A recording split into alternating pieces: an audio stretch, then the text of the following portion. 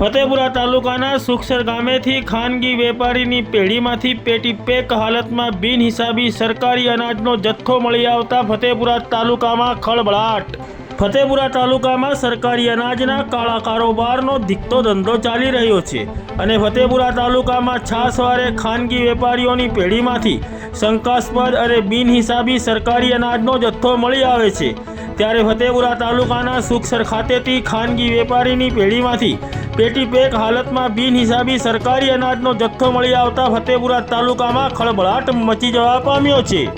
તારીખ 21 જૂન 2024 અને શુક્રવારના રોજ ફતેપુરા તાલુકાના મામલતદાર NS વસાવાને ખાનગી રાહે ચોક્કસ બાતમી મળી હતી કે ફતેપુરા તાલુકાના સુખસર ગામે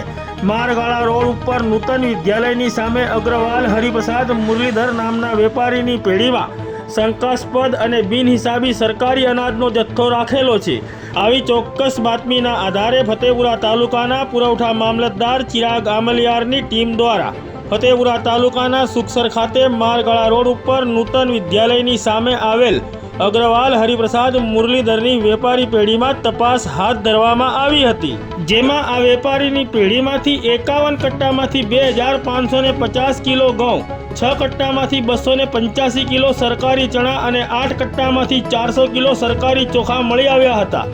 આ વેપારીની પેઢીમાંથી મળી આવેલા ચણાના કટ્ટાઓ ઉપર સ્પષ્ટપણે ગુજરાત જાહેર વિતરણ વ્યવસ્થા હેઠળ નિર્દિષ્ટ કાર્ડ ધારકોને ચણા આપવા તેવું લખેલ સરકારી અનાજ હોવાનું સ્પષ્ટપણે જણાઈ આવ્યું હતું। આ વેપારીની પેઢીમાંથી મળી આવેલા અનાજના જથ્થા બાબતે મામલતદાર દ્વારા વેપારીને પૂછપરછ કરતા આ વેપારી પાસેથી આ અનાજ બાબતના કોઈપણ આધાર પુરાવા મળી આવ્યા ન હતા, તેમજ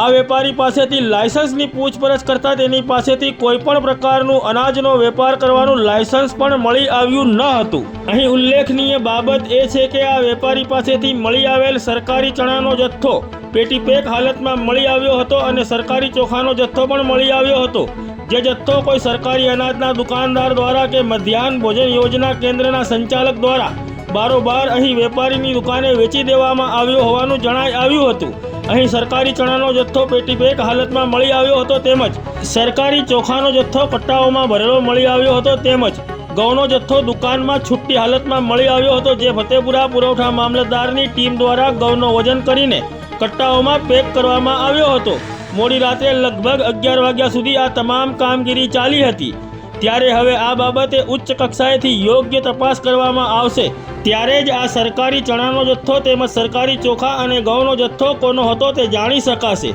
હાલ તો ફતેપુરા તાલુકાના સુખસર ખાતેથી મારગાળા રોડ ઉપરથી નૂતન વિદ્યાલયની સામેથી અગ્રવાલ હરિપ્રસાદ મુરલીધરની વેપારી પેઢીમાંથી મળી આવેલા સરકારી અનાજના બિનહિસાબી જથ્થાના સેમ્પલો લઈને પૃથક્કરણ અર્થે દાહોદ ખાતે મોકલીને બાકીના જથ્થાને ફતેપુરા તાલુકાના સરકારી અનાજના ગોડાઉન ખાતે જાળવણી અર્થે મૂકીને ફતેપુરા મામલતદારની ટીમ દ્વારા આગળની કાયદેસરની કાર્યવાહી હાથ ધરવામાં આવી છે।